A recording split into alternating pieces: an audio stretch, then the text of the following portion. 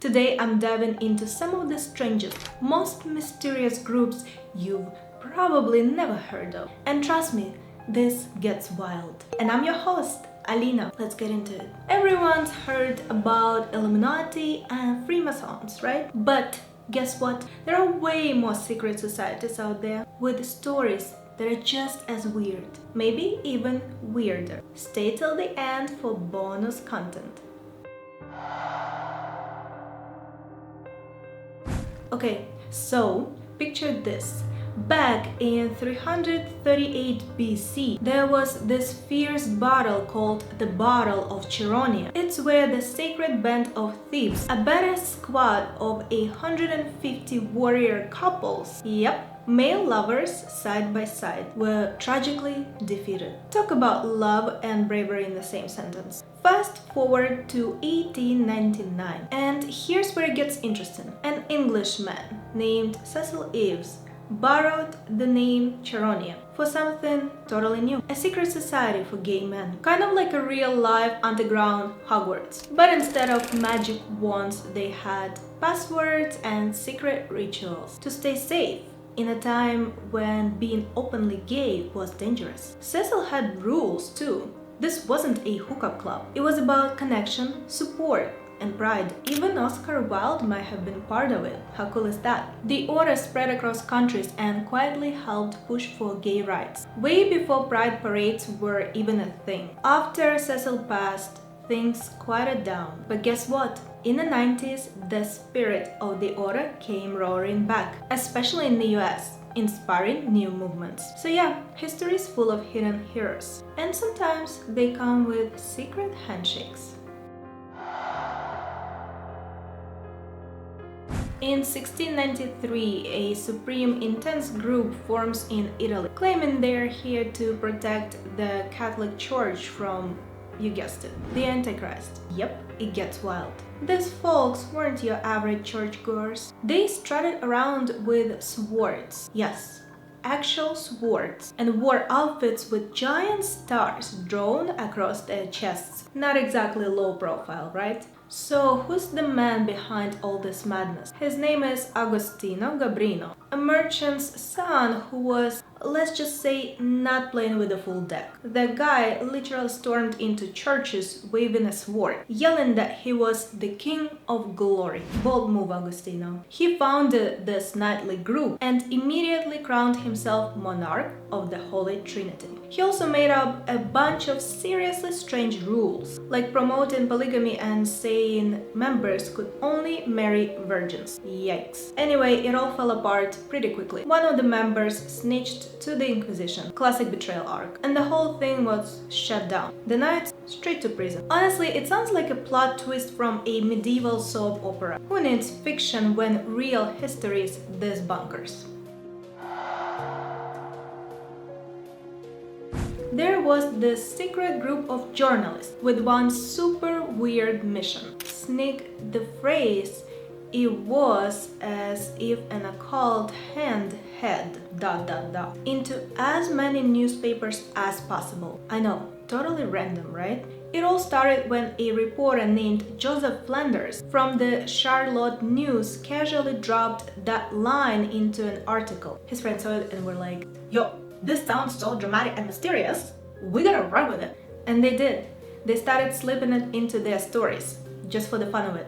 Pretty soon it became an inside joke across the globe. Reporters everywhere were using the phrase, without anyone noticing it was a part of a low-key conspiracy. Wild. But the gig was up in 2004, when a journalist named James Fanega from the Chicago Tribune dug into the mystery and exposed the whole operation. He even made a list of all the places the phrase had appeared. But wait, it gets better. Just 2 years later, the group came back. Their leader, Paul Greenberg, announced they had chosen a brand new secret phrase. And guess what? Nobody knows what it is. According to Greenberg, it's already out there in major publications. Now I can't help but wonder, have I read it and just missed it? What's the new phrase? And are we all just part of the joke now? Did you know that after King Charles I was executed in 1649, some people literally threw a dinner party to celebrate it? Yeah, they called themselves the Calves Head Club. Seriously. And every January 30th, the day he was beheaded, they'd gather for a seriously twisted meal. Picture this: a dining room decked out with a fake axe hanging over the table. On the menu, calf's head to mock the king's supporters, a cat's head because apparently that was Charles himself, and the main course, a giant pike stuffed inside a boar's head, which also had an apple in its mouth. Basically a culinary diss track. And it gets weirder. They sang songs celebrating the king's death, toasted with wine out of actual calf's skulls, and even burned his autobiography, swearing loyalty to John Milton, the famous writer who might have even started the club. After the monarchy came back in 1660, these guys had to go underground. But the party finally ended in 1735, when an angry mob stormed their secret meeting. Let's just say not everyone appreciated the roast. History. Dark, bizarre, and a little bit extra. Long before Europeans ever set foot in Tahiti, there was this super secret and totally fascinating group called the Ariori. Think ancient VIP club, but with a twist. These folks were all about worshipping their main god, Oro, and they literally traveled from island to island, doing ritual dances that were wild, hypnotic, and pretty seductive. They weren't just performing, they were recruited, and not just anyone could join. You had to be gorgeous, like spiritual power linked to beauty kind of gorgeous. But it wasn't all glamour. If you didn't memorize their rituals perfectly, you were mocked, like publicly. No pressure, huh? Now here's where it gets really controversial. The Ariori lived by their own rules. They embraced a free, very open lifestyle that completely horrified the Christian missionaries, who later showed up. One of them even called the Ariori privileged libertine, doing, well, let's just say, X-rated performance. But the most shocking part, the Ariori strictly banned having kids. They believed children would get in the way of their spiritual duties, so they resorted to extreme measures to prevent it. Eventually, with missionaries pushing hard to spread Christianity, the Ariori faded out by the 1800s. But what a wild, complex part of Tahitian history that most people never hear about. So what do you think? Would you have made the cut into the Ariori? Hey you! Yes you! Have you subscribed yet? If you're still watching, thank you for sticking around, and subscribe to my channel so you don't miss my next video. Imagine it's the 1820s in Wales. The coal miners are getting treated horribly. Long hours, little pay, no rights. Totally unfair. And you know what they did? They formed a secret crew with a wild name, the Scotch Cattle. Yep, named after those big, intimidating Highland cows. Kind of genius, right? Each mining town had its own little group. And guess who was in charge? The Bull. Seriously, sounds like a movie villain already. And these guys weren't messing around. If someone, say a greedy boss or a scab, someone taking another man's job during a strike, went against them, the Scotch Cattle would send a warning. Polite-ish. But if that warning got ignored, oof.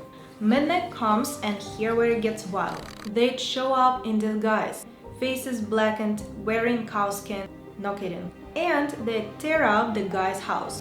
Furniture smashed, dishes shattered. And sometimes the guy himself got wrapped up too. Brutal. And just so no one missed the message, they'd paint a big red bull's head on the front door before leaving. Talk about making a statement. This underground justice system kept rolling until the 1840s, when more formal unions started popping up and doing things a little more legal. Honestly, it's kind of terrifying, but also kind of badass. Desperate times, desperate measures, right? Back in the 1960s, a secret society popped up in Britain, and it was based on some seriously ancient beliefs from a group called the Yazidis. Now, these folks have been unfairly accused of devil worship by both Muslims and Christians over the years. But the truth is way more interesting. They actually worship a being called Malek Taos, also known as the Peacock Angel. Yes, like the bird. Sometimes it's a statue, sometimes it's a real peacock. Imagine showing up to a ritual and there's just a peacock chilling on the altar.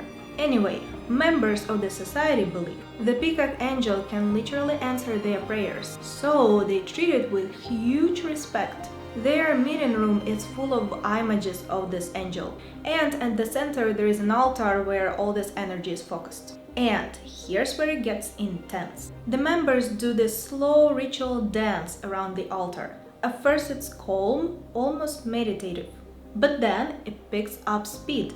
The more they dance, the more intense it gets, until everyone's basically caught up in this ecstatic spiritual energy, like a spiritual rave, but sacred. By the end, they believe they've been filled with the divine power of the Peacock Angel. Honestly, it's kind of beautiful, mysterious for sure, but also deeply spiritual in its own way. This is one of the wildest things I've read in a while. So, there was this terrifying secret group called the Leopard Society. Yes, leopard, as in the big cat. It had some followers in East Africa, but it was mainly active in West Africa, especially Nigeria and Sierra Leone. Now here's the part that gives me chills. Members of this cult literally dressed up in leopard skins, wore metal claws and fake teeth, and attacked people like wild animals. I'm talking full-on ambush, mauling, and, brace yourself, they believed that drinking their victims' blood gave them supernatural powers. After World War I, the colonial authorities thought they had wiped the cult out. Spoiler, they didn't. The Leopard Society came back even more violently after World War II, and over 40 people were killed. Locals were too scared to say anything. They thought these leopard men were untouchable. But in 1948, things finally shifted. Authorities managed to kill one of the members, and suddenly people started talking. That led them to the cult's hideout. The result? 34 members were jailed and 39 were executed. And get this, they invited local chiefs to the execution, just to prove, look, they're human, no monsters, no magic. Honestly, it sounds like a horror movie, but it was real. Picture this. It's right after the Civil War, and Southwest Missouri is basically the Wild West. Crime is everywhere, no real law enforcement, total chaos. Out of that mess comes this secret group called the Bold Numbers. Yes, weird name, I know. They got their name because they held their secret meetings on bold mountaintops, literally bare hills. And get this, they wore their coats backwards. Don't ask me why. And these creepy masks with horn, straight out of a horror movie. Leading the charge was a massive dude named Nat Kinney, a war veteran who was done watching his town fall apart. So he and his crew decided to fix things themselves. And by fix, I mean they beat, whipped, and even killed people they thought were criminals. No trials, no evidence, just straight up vigilante justice. At first, they claimed to be protecting the town. But, shockingly, it didn't take long before some of them started using the group to cover their own shady stuff. Classic. Things got out of control in 1887, when they murdered 2 people who had spoken out against them. Their families were attacked too. That's when law enforcement finally stepped in. 20 bold numbers were arrested. 4 were executed, and just a year later, Kinney himself was shot and killed by someone who really wasn't a fan. By 1889, the whole thing pretty much had fallen apart. And honestly, it's a wild reminder of what happens when people take justice into their own hands and wear backwards coats while doing it.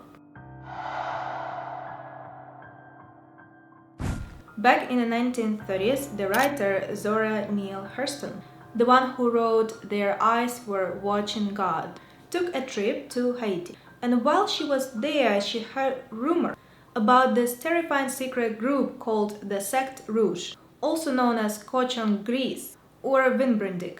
Sounds spooky, right? Now, Zora never actually saw them doing anything firsthand, but she had 3 pretty creepy run-ins that made her believe something very real and very dark was going on.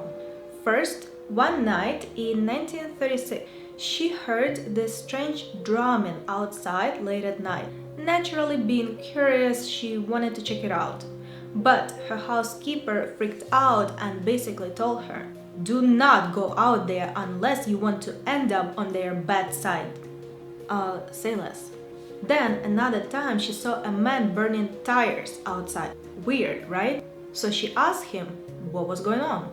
And he told her he was doing it to keep the cult away from kidnapping his kid. Like, that's not something you hear every day. And the third time she actually saw armed militiamen sneaking off on some secret mission to shut down something in a remote part of the island. Nobody said what it was, but let's just say it didn't sound like a picnic. Locals told Zora that this cult would meet up in cemeteries at night, of course, and they were rumored to rob graves, eat human flesh, and even sacrifice unlucky travelers.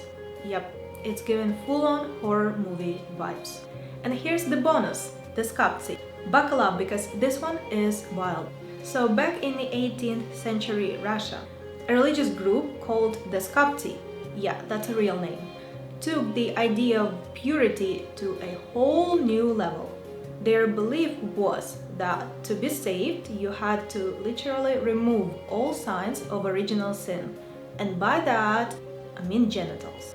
Yep, these folks believed that Adam and Eve only grew body parts like breasts and testicles after eating the forbidden fruit. So naturally they thought the only way back to spiritual perfection was to chop them off. The group was started by 2 peasants, Andrei Ivanov and Kondraty Selivanov. Pretty soon after starting their movement, the authorities were like, absolutely not, and exiled them to Siberia. But get this, Selivanov escaped, went to St. Petersburg, and started calling himself the Messiah. Oh, and he claimed he was the reincarnation of Tsar Peter III. Casual. Shockingly, people believed him. Lots of people. Even some from Russia's upper class. That guy kept getting arrested, but the movement wouldn't just die. Even after Selivanov was locked away in a monastery for good and eventually died, the Skoptsi kept growing. At their peak, they had over 100,000 members. That's not a French cult, that's a population. After the revolution, things changed fast. The Skoptsi nearly vanished, and today there may be 100 members left, still hanging on in the group's original hometown. So yeah, file that under things I didn't expect from Russian history. And thank you for watching. If you like this video, make sure to check out this video right here, and I'll see you there. Bye!